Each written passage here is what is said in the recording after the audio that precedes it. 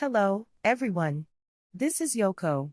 In this channel, I will share information in English that I have gathered on events happening in China, as these may not be widely known in other countries. I obtain information from various media sources, and I would appreciate your comments on the content of the videos. If you find the content interesting, please consider subscribing to the channel and showing your support. Now, let me explain the declaration that poverty has been eradicated in China. When discussing China, I will delve into the propaganda of the current Chinese regime, led by President Xi Jinping and the Chinese Communist Party, CCP. This might not be well known in Japan, but the CCP has declared that poverty has been eliminated in China. However, this declaration is not a sudden proclamation by the Xi Jinping administration. The CCP has set its own definition of poverty and has instructed local governments to eliminate poverty. As a result, Communist Party officials in various regions report that, according to the CCP's definition, poverty no longer exists in their jurisdictions. This structure is similar to what happened during the Great Leap Forward movement. During Mao Zedong's era, there was talk of surpassing the United States. To achieve this goal, China encouraged increased production of crops and iron across the country. In response, local Communist Party officials, aiming to showcase their achievements, reported figures that were far from the actual numbers. The central government would then praise them and promote their careers. However, the current situation in China has not changed. When Xi Jinping declares eliminate poverty, reports from my jurisdiction indicate that poverty has indeed disappeared. This implies the existence of individuals engaging in such actions, and if I don't do the same, there is a potential risk of a decrease in my evaluation.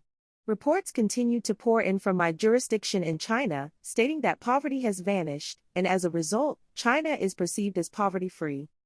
Furthermore, concerning China's GDP, it is calculated by aggregating numbers reported from various regions. However, the GDP reported from each region is essentially the figures used by local Communist Party officials, who govern those territories, to showcase their performance. This is common knowledge for China watchers, but Japanese media often echoes what the Communist Party says when representing China's GDP. However, it's crucial to explain that the numbers provided by the Communist Party are based on the aforementioned structure. Returning to the topic of poverty in China, the Jinping administration declared that poverty has been eliminated. However, a famous contradiction to this claim was the story of Li Gojia. He pointed out the existence of people earning less than 2,000 yuan per month, around 40,000 yen at the current exchange rate, and this information gained significant attention. Even though this data was later deleted, it highlights the presence of many impoverished individuals in China. This situation highlights significant imbalance in the distribution of wealth in China. Only a small fraction of the population is benefiting from economic development, creating a stark contrast.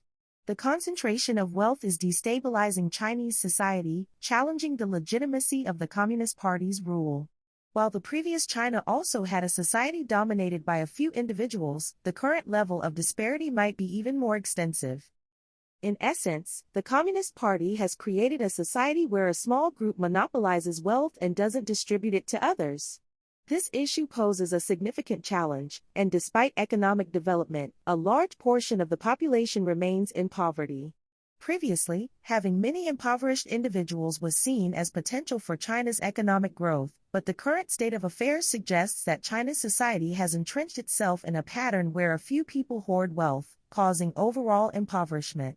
This is a severe problem for China, and the Communist Party, having set up this system, cannot easily rectify it. As a result, China's economic growth might reach a point of stagnation, as it aligns with historical patterns where ruling powers that created extreme inequality ultimately faced challenges and upheavals. That concludes our discussion for now. Until next time.